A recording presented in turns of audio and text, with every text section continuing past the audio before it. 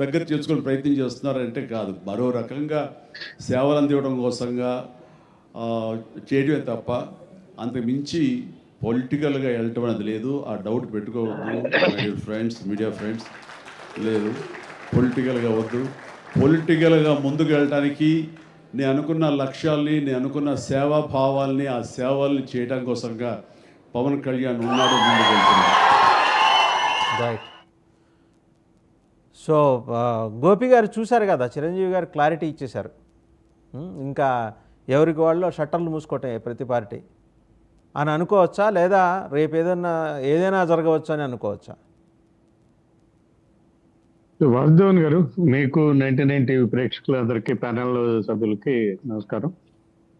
చిరంజీవి గారు అంత స్పష్టంగా చెప్తే కూడా ఆ స్పెక్యులేషన్స్ అయితే ఉంటాయి. ఎందుకంటే చిరంజీవి గారు ప్రజారాజ్యం పార్టీ పెట్టే ముందు సినీ పరిశ్రమలో ప్రముఖులందరినీ పిలుచుకొని విందు ఇచ్చి, ఇక నేను సినిమాలకు గుడ్ బై చెప్తున్నాను, ఇక ఈ జీవితం అంతా రాజకీయాలే ఇక అని చెప్పాడు. మరి ఆ తర్వాత మళ్ళీ సినిమా రంగానికి వచ్చారు, 2-3 సినిమాలు తీశారు. సో చిరంజీవి అలా చెప్తూ ఉంటే కామన్ అది, అందులో అనుమానం ఏమీ లేదు. ఆ స్పెక్యులేషన్ ఉంటాయి. చిరంజీవి రాజకీయాల్లోకి మళ్ళీ వస్తారు, రాజ్యసభకు వెళ్తారు అనే స్పెక్యులేషన్ నడుస్తుంది. బీజేపీతో మంతనాలు జరుగుతున్నాయి. పవన్ కళ్యాణ్, మోడీ, చిరంజీవి మంతనాలు చేస్తున్నారు అని చెప్పి ప్రచారంలో ఉంది. కాబట్టి ఇప్పుడు చిరంజీవి చెప్పిన విషయం నికరంగా అలా నిలబడిపోద్ది, శిలాశాసనంలాగా ఉండిపోద్ది అని అనుకోవడానికి వీలు లేదండి.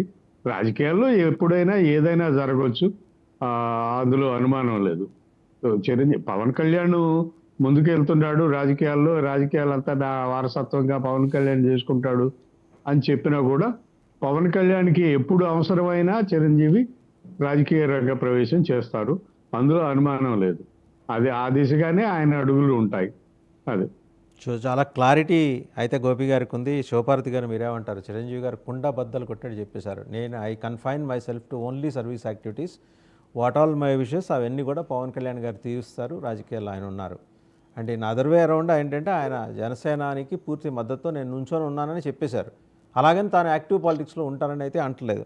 బట్ స్టిల్ అప్రహెన్షన్స్ ఉన్నాయి, డౌట్స్ ఉన్నాయి, ఆయన వస్తారు బీజేపీ అని.